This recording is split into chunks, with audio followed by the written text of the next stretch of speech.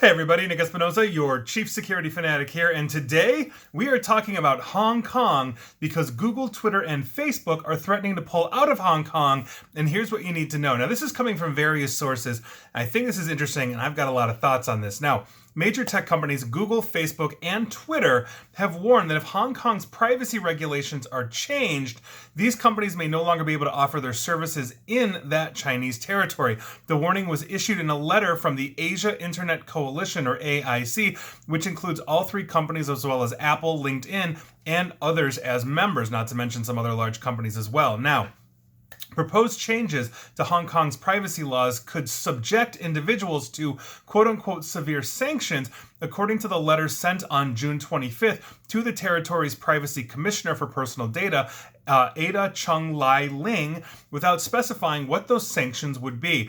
According to the Wall Street Journal, the letter also added, and I quote, that introducing sanctions aimed at individuals is not aligned with global norms and trends. Additionally, the letter said, and I quote again, the only way to avoid these sanctions for technology companies would be to refrain from investing and offering their services in Hong Kong, thereby depriving Hong Kong businesses and consumers while also creating new barriers to trade. Now, AIC Managing Director Jeff Payne acknowledged in the 6-page document that the proposed amendments focus on individual safety and personal data privacy. He also wrote that, quote, we wish to stress that doxing is a matter of serious concern.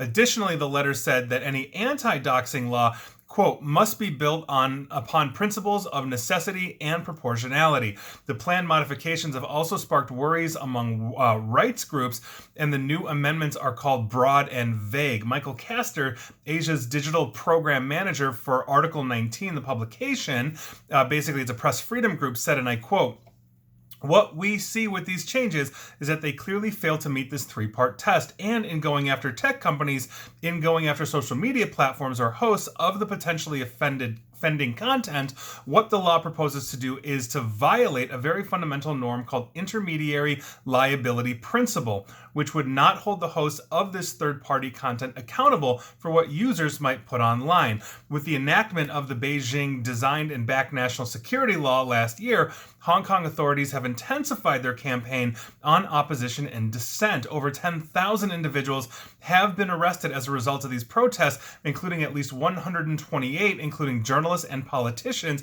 are facing additional national security charges, basically from the government of Hong Kong and Beijing. The Hong Kong government has brushed off these warnings from the tech giants. Carrie Lam, the chief executive of Hong Kong, told reporters that the proposed reforms would only apply to criminal doxing or the practice of revealing information of an individual or organization online without their permission.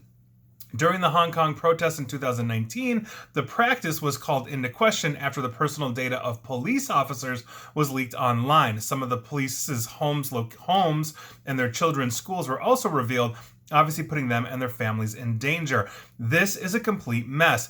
And as we are looking at Hong Kong, at one point a British protectorate, and then obviously ceded to the Chinese, where the Chinese government out of Beijing said that Hong Kong would be left alone, that has no longer basically been the case. They have been essentially installing their own politicians to run the city. They've been ramping up and enacting laws that keep Hong Kong more in line with Beijing, which has had essentially authoritarian surveillance over its population, not to mention the fact it's been ramping up a social credit system over the country so that they can monitor the behavior online. So if you're not basically waving the flag for China, or you're detracting from it or talking about things that they don't want you to talk about there, like Tibet, you lower your social credit score, and therefore you may not get access to loans or even be able to ride public transportation and stuff like that. This is what's going on with Hong Kong.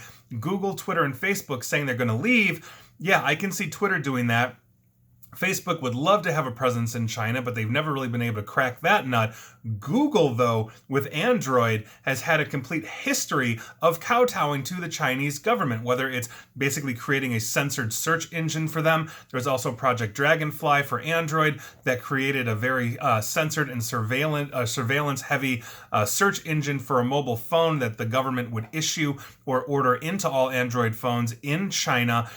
Basically, the West found out about that, and there was backlash, and Google said, yeah, we're gonna cut that, only to find out that they didn't, and I don't know where that stands right now. I should go look up that one. But Google pulling out of Hong Kong, no, I don't see that happening at all. Nor would Apple, and I don't think Apple was on that list of those threatening to pull out. Both Apple and Google have competed very heavily for China's business because it's the most populous nation in the world with a lot of wealth at the moment. And so by virtue of that, you can look at any major company or organization, they are bending over backwards to ensure that China is essentially, basically, they're friendly to China, that they're putting out these messages. You can look at a former wrestler, now actor, John Cena, who plays like various, like the Marine. I think he was in the Marine. He was like military type people, and the really, really just badass United States soldier kind of persona. You can watch his video in full Mandarin Chinese, just groveling and apologizing for accidentally calling Taiwan a country, because that is not China's official belief. And the studio executives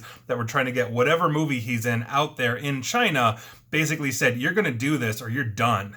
I'm sure that happened. That's obviously my opinion and my speculation, but there's no other reason why he would do that in that manner. Otherwise, the studio, like I said, is just going to lose a ton of money.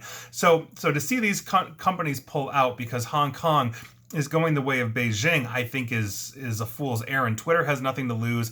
It's great for their PR. They don't have a presence there. Facebook is not the social media of choice platform-wise in China, even though it really rules the world everywhere else in terms of social media.